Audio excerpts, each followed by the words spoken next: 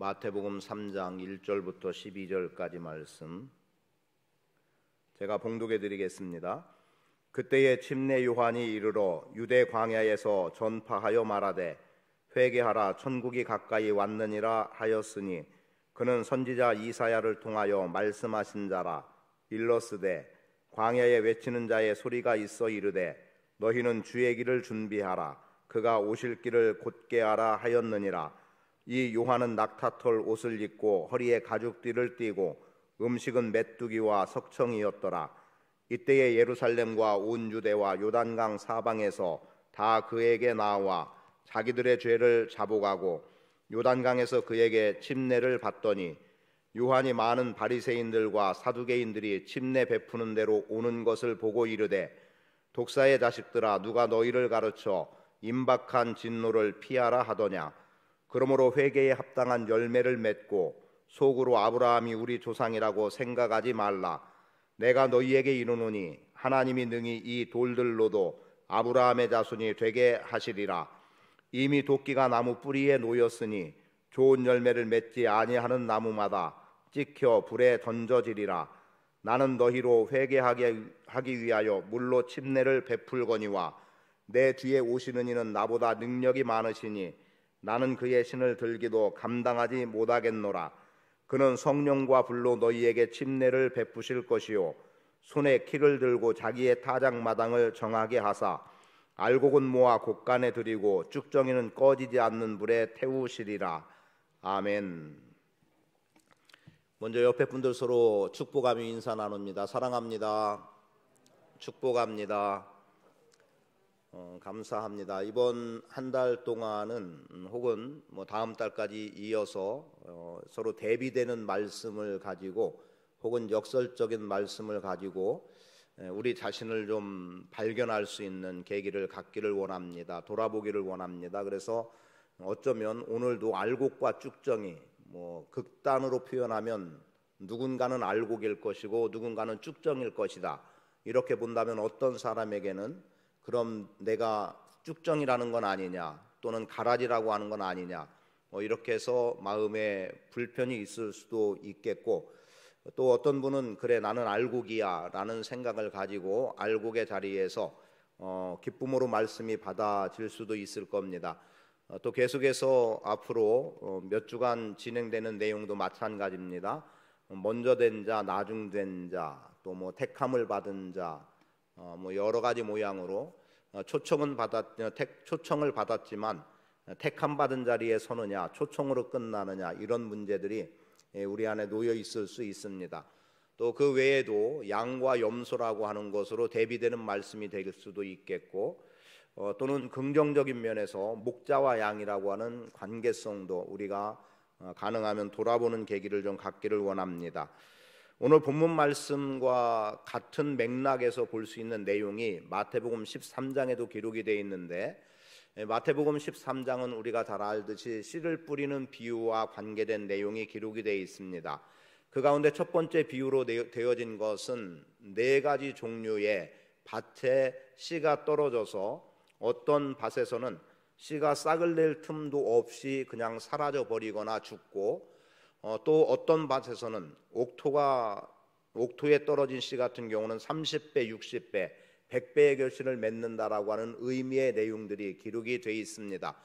혹시 또 이 말씀이 중간에 나오게 되면 다시 설명은 드리겠습니다만 이렇게 씨 뿌리는 비유 속에서 나와 있는 네 가지 종류의 밭에서 결실되거나 결실되지 않음을 통해 보여지는 내용 가운데 하나는 이뤄지고 상실한 것이 많으면 많을수록 작은 것에서도 커다란 기쁨을 얻을 수 있다는, 그래서 세 가지의 밭에서는 아무런 결실을 맺지 못하지만 옥토밭에서는 30배, 60배, 100배의 결실을 맺은 것으로 인해서 커다란 기쁨을 얻을 수 있다는 의미가 담겨 있고요.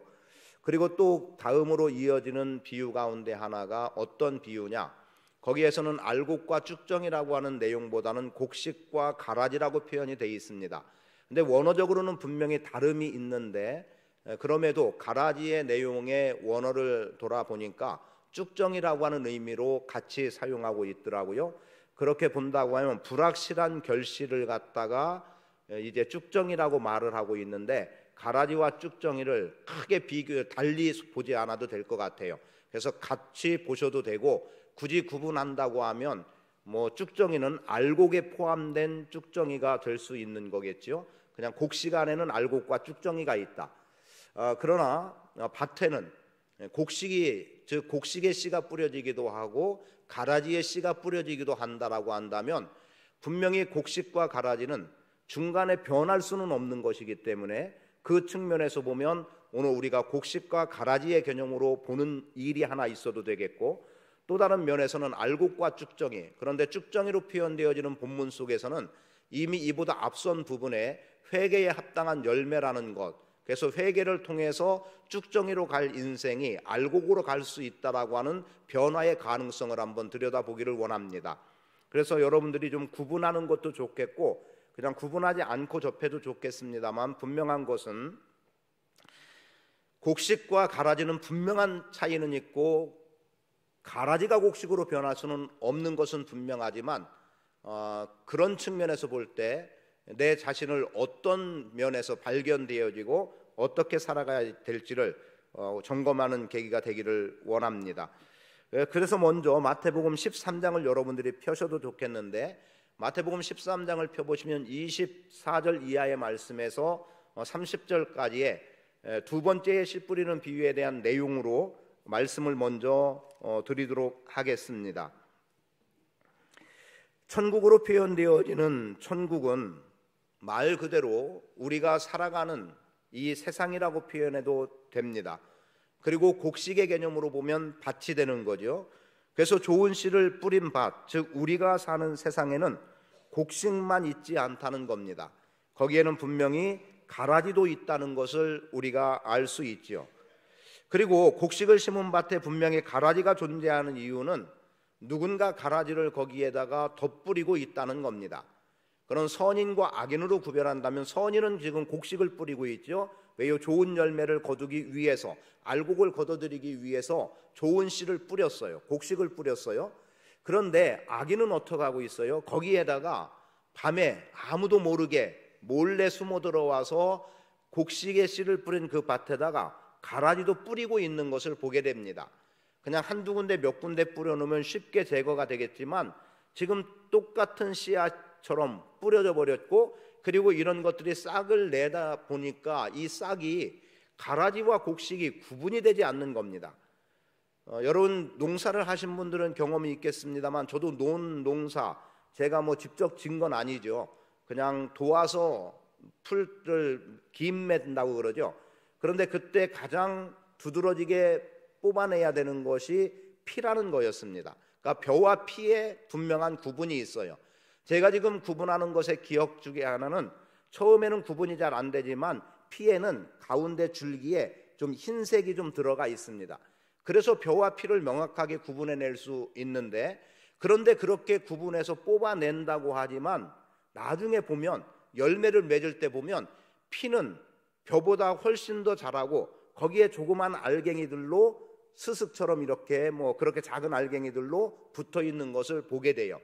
다 자란 후에는 확연하게 구분이 되기 때문에 그것을 제거하기 쉽고, 그래서 벼와 그리고 피를 구분해내기는 쉽습니다. 그런데 어렸을 때는 잎사귀가 거의 구분이 되어지지 않아요. 그래서 제가 피를 뽑았던 경험 두 가지를 보면 이런 겁니다. 하나는 구분이 잘 되지 않기 때문에 엉뚱하게 벼를 뽑은 경우가 있었고, 또 하나는 피를 정확하게 짚고 뽑았는데 어느새 서로 뿌리가 얽혀 있어서 논이다 보니까 어때요? 촉촉하잖아요. 그러니까 쉽게 그냥 함께 따라와서 벼도 뽑히는 경우가 있어서, 물론 벼는 다시 심었지만 그런 경우가 있었습니다. 아마도 이런 것들이 오늘 본문과 또는 마태복음 13장에 나와 있는 내용을 이해하는 데에 조금은 도움이 될 것 같아서 말씀을 드리는 거예요. 자, 분명히 좋은 밭이에요. 좋은 밭이기 때문에 좋은 씨를 뿌렸고, 뿌린 사람은 좋은 기대를 하고 있고 결실을 바라보고 뿌린 거예요. 그런데 보니까 어떤 일이 생겼습니까? 거기에 가라지가 덧뿌려져서 함께 자라고 있더라는 거예요. 분명히 이게 가라지라고 구분이 되어지기도 하고 잘 되어지지 않는 경우도 있는데, 그래서 이제 종들이 뭐라고 말합니까? 지금 가라지가 이렇게 자라고 있으니 가라지를 빨리 솎아내면 좋겠다는 거예요. 그랬더니 주인이 뭐라고 말하죠? 아니라는 거예요. 그냥 내버려 둬라. 왜냐하면 지금 그것을 뽑다가 자칫 그들의 뿌리가 얽혀져 있어서 다른 좋은 것까지도 뽑혀서 죽어질 수 있으니까 그만두는 것 필요하고, 또 잘못해서 엉뚱하게 좀 심하게 표현한다면 빨간 고추를 따야 되는데 파란 고추를 따는 격이 돼버리는 이런 상황들이 되어진다고 하면 손실만 커지니까 그냥 내버려 둬라. 같이 자라게 두고 추수 때에 보면은 명확하게 이것이 곡식인지 가라지인지 또는 알곡인지 쭉정이인지가 구별되지 않겠느냐. 그런 그때는 아무런 손실이 없이 알곡은 그대로 모아서 곡간으로 드리게 되지만 가라지는 따로 불에 태우기 위해서 묶어두고 불에다 던지면 된다는 게 지금 주인이 말하고 있는 내용이 되는 겁니다. 이런 속에서 우리가 분명하게 인식하고 나가야 되는 것 가운데 하나는 이 세상에는 그러한 즉 악한 자들이 뿌린 가라지가 있기도 하고 선한 자들이 뿌린 좋은 곡식이라는 게 분명히 있음을 우리에게 말해주고 있는 거예요. 그런데 우리는 쉽게 생각할 때 이렇게 생각하죠. 이거 빨리 없애면 더 좋지 않겠냐. 그건 분명합니다. 왜냐하면 뒤에서 쭉정이 때문에 말씀을 한번 드리긴 하겠습니다만 우리가 잘 알고 있는 대로 첫 번째 13장에 나오는 첫 번째 비유에서 밭의 비유 속에서 네 번째의 내용을 보면 돼요. 세 번째 뭡니까? 가시덤굴에 뿌려졌던 씨는 잘 자랍니다. 그리고 그들이 열매를 맺는 것 같이 보여지기도 해요. 그런데 최종적으로 보면 이것은 알맹이가 잘 익은 알맹이가 들어있는 게 아니라 쓸모없는 그냥 조그만 쭉정이로 말라버리고 마는, 그래서 아무런 가치가 없는 것으로 맺혀지는 게 있어요. 거기에서 되어지는 말씀이 뭡니까? 세상 기운에 막혀서 자라지 못했기 때문이라고 말을 하는 거예요. 자라긴 자랐으되 기운을 다 빼앗겨 버리니까 알곡으로 맺혀져야 될 게 알곡으로 맺혀지지 못하고 있더라는 거죠.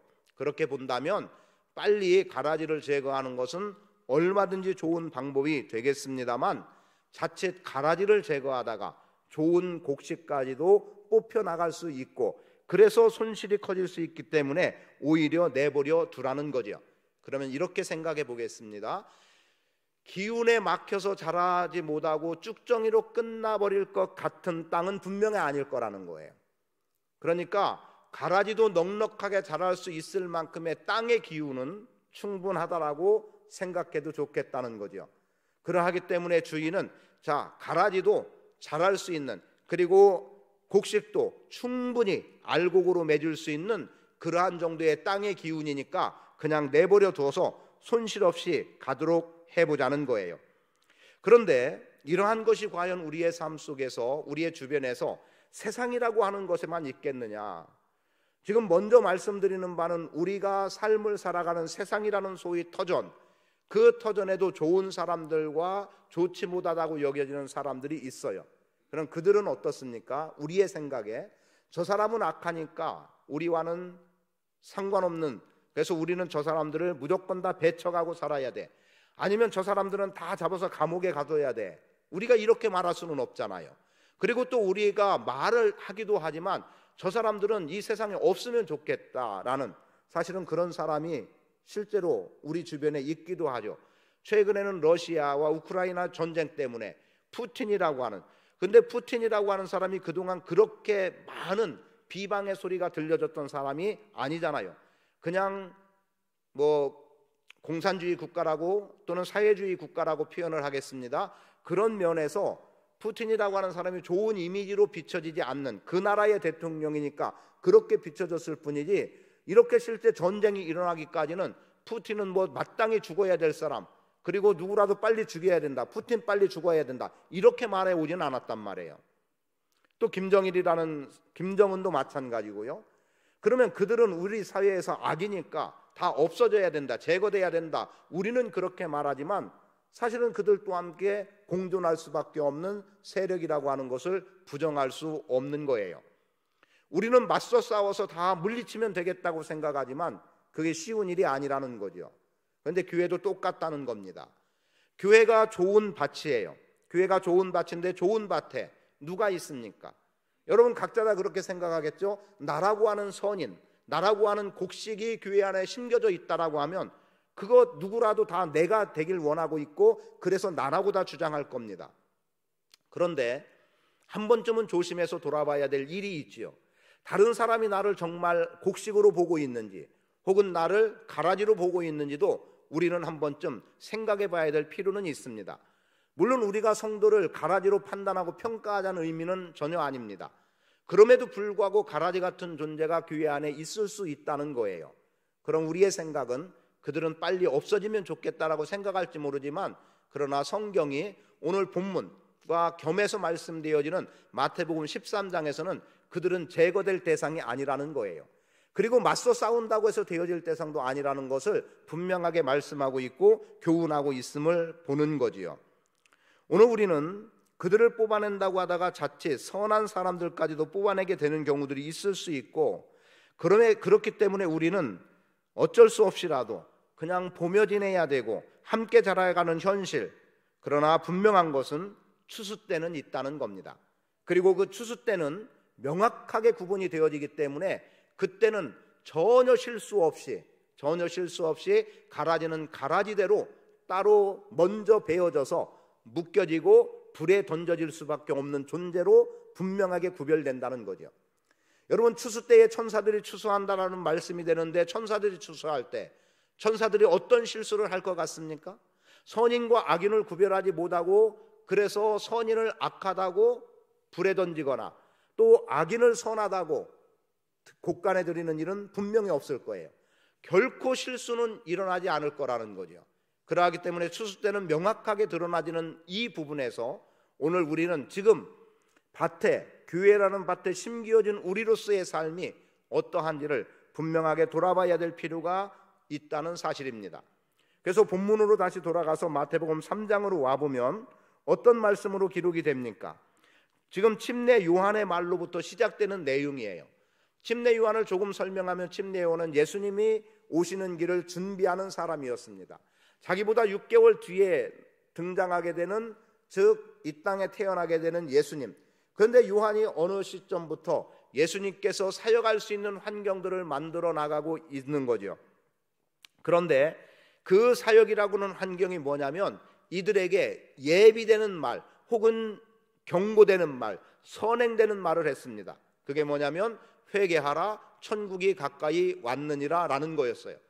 예수님은 이 땅에 천국을 이루기 위해서 오신 분이었고 그리고 이 땅에서 천국을 이룬다는 것은 회개함 없이 될 수 없는 일이었기 때문에 요한으로부터 이미 천국이 가까이 왔음을 다른 말로 그냥 단적으로 또다시 표현하면 천국은 예수 그리스도예요. 예수 그리스도의 오심이 가까웠기 때문에 마땅히 어찌해야 됩니까? 회개를 통해서 예수 그리스도를 영접하는 기회를 가져야 되는 것을 요한은 길을 만들어 갔습니다. 그런 가운데 말씀되어지는 게 뭐겠어요? 마땅히 그 회개에 합당한 열매를 맺어야 한다는 거였습니다. 그런데 이 회개에 합당한 열매를 맺지 않는 사람들이 있었고 그리고 중요한 것은 이미 도끼가 그 나무 뿌리에 놓여 있다는 거예요. 임박한 진노라고 말하고 지금이 추수 때라는 의미를 담고 있는 거예요.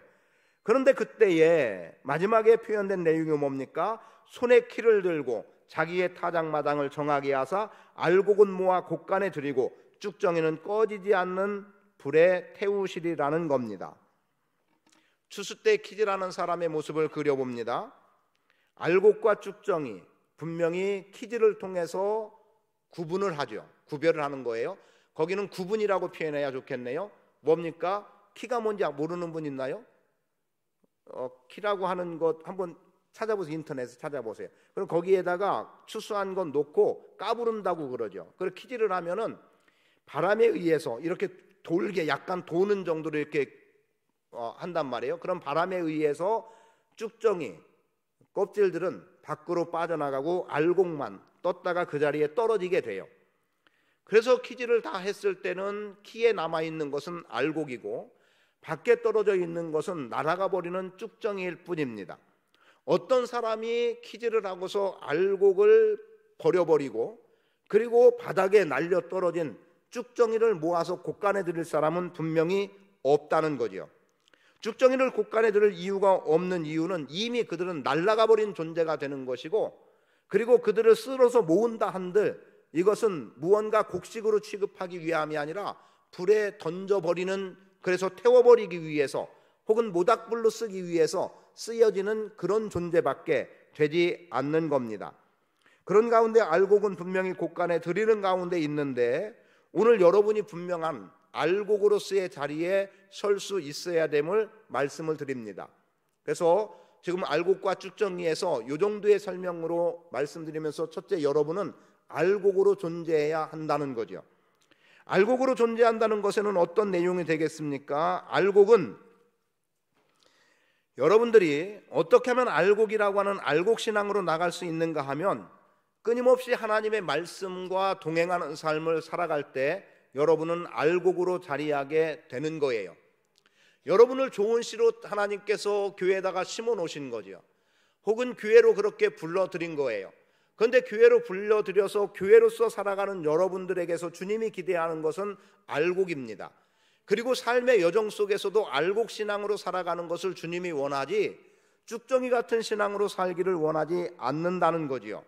그렇게 볼 때 오늘 우리는 하나님의 말씀을 통해서 우리가 알곡으로 만들어져 가야 되는 이 과정 속에 있고, 하나님의 말씀이라고 하는 영양분을 공급받아서 우리는 자라나는 자가 되어야 됩니다.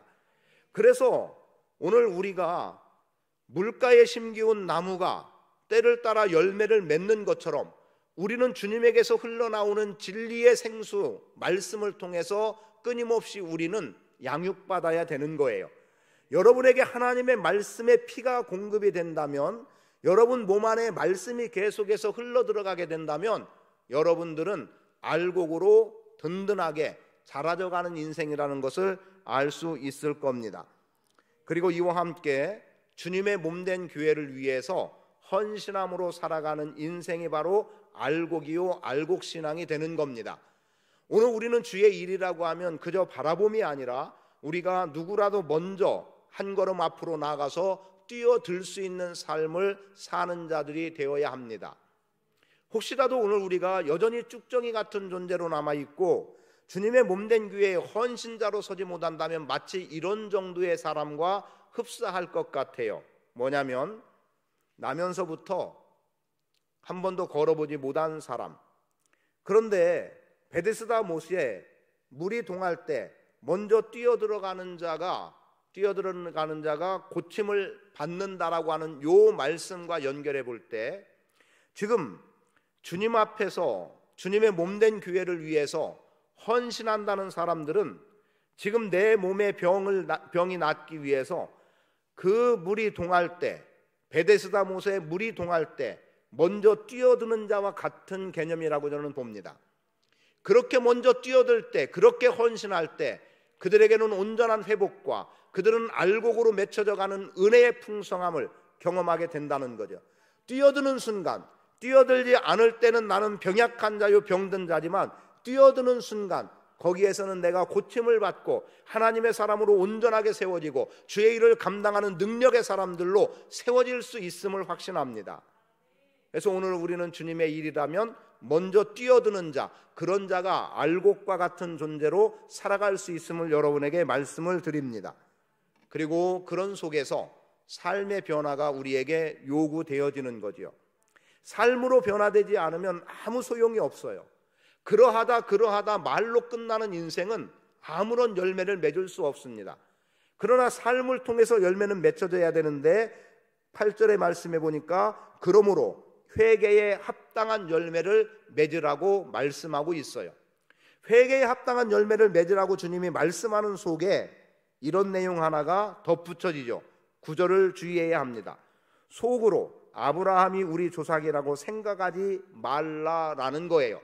이게 무슨 말이겠습니까? 나는 하나님의 백성이다.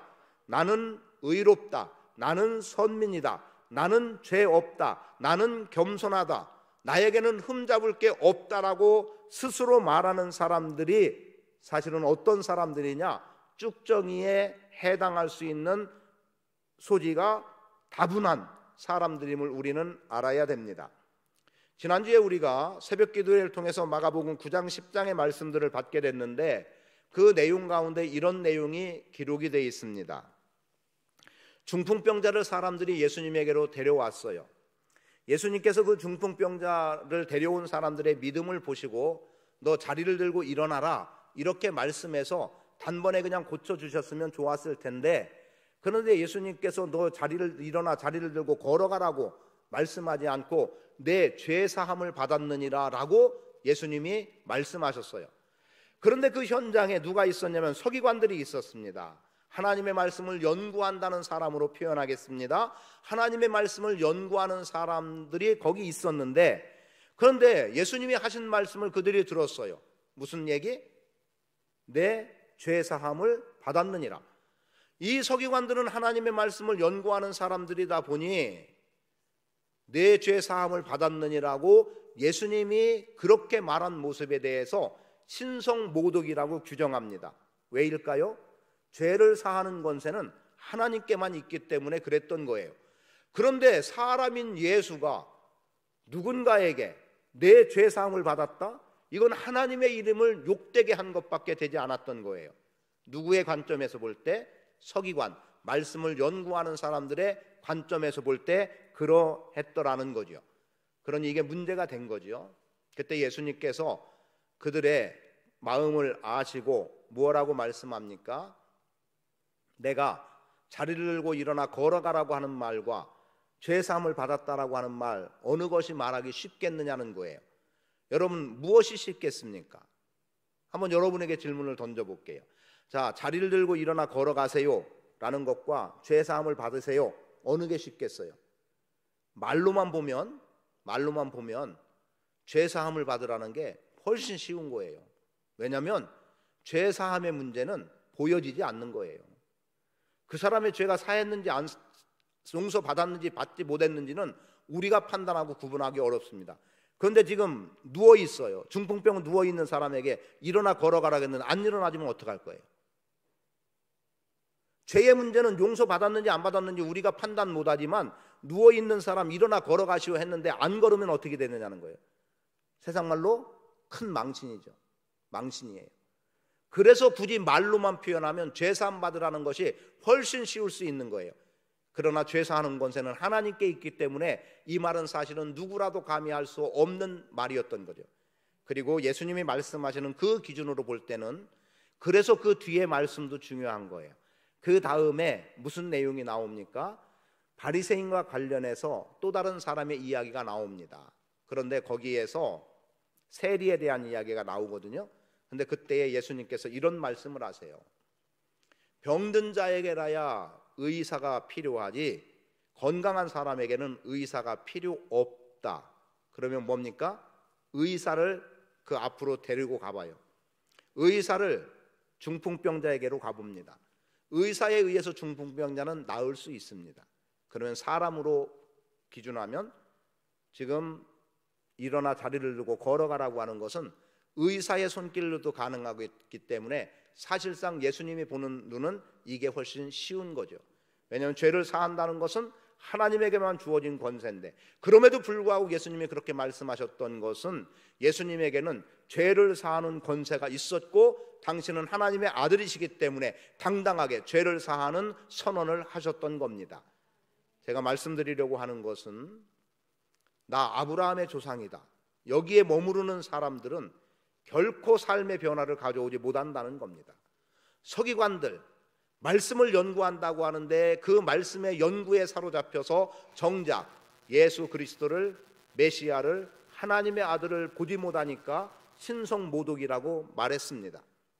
바리새인들, 그들은 스스로 의롭다고 여겼던 사람들입니다. 그 의의가 어떤 결과를 가져옵니까? 세리는 여전히 세리여야 되는 거예요. 세리가 회개하고 세리가 그 일을 청산하고 다른 직종으로 넘어가고 의로운 삶을 살지 못할 이유가 뭡니까? 그런데 바리새인들이 보는 것은 저 사람은 세리였으니까 지금도 세리여야 되고, 저 사람은 우리가 죄인이라고 규정했으니까 지금도 죄인이어야 되고, 이 사람이 세리의 일을 그만뒀어도 너 전에 세리였으니까 너는 여전히 죄인이어야 된다는 거예요. 얼마나 위험스러운 사고입니까? 삶이 변했는데, 바뀌어졌는데, 새 사람이 됐는데, 그런데 이 잣대를 들이대고 너는 여전히 죄인이니까 너는 사형. 이게 바리새인들이에요. 그러니까 예수님이 하나님의 아들로 오신 것을 전혀 의롭다라고 하는 자기 의에 빠져서 자기 의에 눈에 가려서 정작 바라보고 인정해야 될 메시아 예수 그리스도를 인정하지 못하는 결과를 가져오고 말더라는 거죠. 결국 그러한 인생은 쭉정입니다. 그래서 말씀드리는 바는 자기 의에 빠지고 교만하고 거짓하고 탐욕과 위선으로 있는 사람들은 결과적으로는 쭉정이 인생으로 끝나버리는 거예요. 그런데 말씀은 뭐라고 말합니까? 10절에 보니까 이미 도끼가 나무 뿌리에 놓였다는 것 아닙니까? 놓여있지 않으면 좋은데 이미 놓여있다는 것은 이미 심판은 시작됐다는 거예요. 그냥 도끼 날이 한번 내리쳐지면 끝나버리는 인생이 된다는 거죠. 여러분은 알곡으로 자리할 수 있기를 축복합니다. 아니, 알곡이어야 됩니다. 그래야 곳간에 들여지는 자들이에요. 그래야 천국 백성으로서의 온전함이 드러나는 겁니다. 그런데 13장 말씀까지를 포함해서 볼 때 어떻습니까? 다 자랄 때까지 봐야 되는 거예요. 지금 나 이렇게 사니까 됐어가 아닌 거예요. 언제 넘어질지 모르는 거예요. 그래서 오늘 우리에게 깨어 있으라고 말씀하고 있는 거예요. 언제 하나님 부인할지 모르는 것 아닙니까? 목사라고 다 목사로서 인생을 마감하는 사람들이 있던가요? 아닌 사람들도 있잖아요. 그래서 오늘 우리가 주의해야 될 일들이 거기에 있습니다. 그래서 마지막 하나님 앞에 서는 그 순간에 알곡으로 인정되는 자로 서야 돼요. 여러분, 지금의 여러분의 자신을 잘 발견하셔서 여러분의 신앙의 정도의 위치를 잘 발견하셔서 물론 예수 그리스도를 믿음으로 말미암아 구원 얻었고 지난 수요일에 말씀드린 대로 영생에 대한 소망이 분명하게 우리 안에 있는 것 때문에라도 우리가 천국 백성이 된다는 것에 흔들림은 없지만, 그러면 굳이 쭉정이도 천국에 들여진다라고 한 번쯤 그렇게 가정해 봤을 때 쭉정이로 하나님 앞에 설 것이냐 알곡으로 설 것이냐는 것도 우리는 분명히 우리 스스로가 결정해야 될 자리에 있다는 거죠. 그래서 자기 발견은 대단히 중요한 겁니다. 내가 어떻게 발견될 것인가를 잘 돌아보는 계기가 되기를 바라요. 그래서 요한을 통해서 말씀되는 회개에 합당한 열매를 맺으라고 말씀되어진 겁니다. 결국은 추수 때에 실수 없이 천사들이 곡식과 가라지를 구별해낼 거고, 그리고 손에 키를 들고 알곡은 곡간에, 쭉정이는 꺼지지 않는 불에 들이게 될 겁니다. 여러분, 제가 이렇게 말한다고 해서 다 되는 것은 아니지만 그래도 우리가 서로가 격려하는 차원에서 옆에 분들에게 우리 알곡신앙으로 삽시다. 좀 말씀해 주세요. 알곡신앙으로 삽시다. 하나님 말씀으로 살아야 되고 주님의 몸된 교회의 헌신함으로 살아야 되고 삶의 변화라고 하는 놀라운 변화를 통해서 오늘 우리의 각자의 인생이 정말 알곡으로, 곡식으로 천국에 들여지고 곳간에 들여지는 그러한 인생이 될 수 있어야 합니다. 혹이라도 내 안에 나는 이 정도면 됐다라고 자신하고 있는 분들은 그 자신에서 벗어나서 아직도 알곡으로 만들어져 가야 되는 과정 속에 있음을 기억하고, 그리고 쭉정이가 되지 않도록 세상 기운에 눌리지 않기를 바랍니다. 여러분을 판단하고 정죄하는 세력들에게 눌리지 않기를 바랍니다. 그리고 여러분은 당당하게 힘을 내서 이겨나가야 되고 극복해 나가야 될 필요가 분명히 있음을 알아야 합니다. 그래야 마침내 알곡으로 주님께 드려지게 되고 곳간에 드려지는 놀라운 은혜로 살아갈 수 있게 되리라고 믿습니다. 그 믿음이 여러분의 삶을 주장하시기를 축복합니다.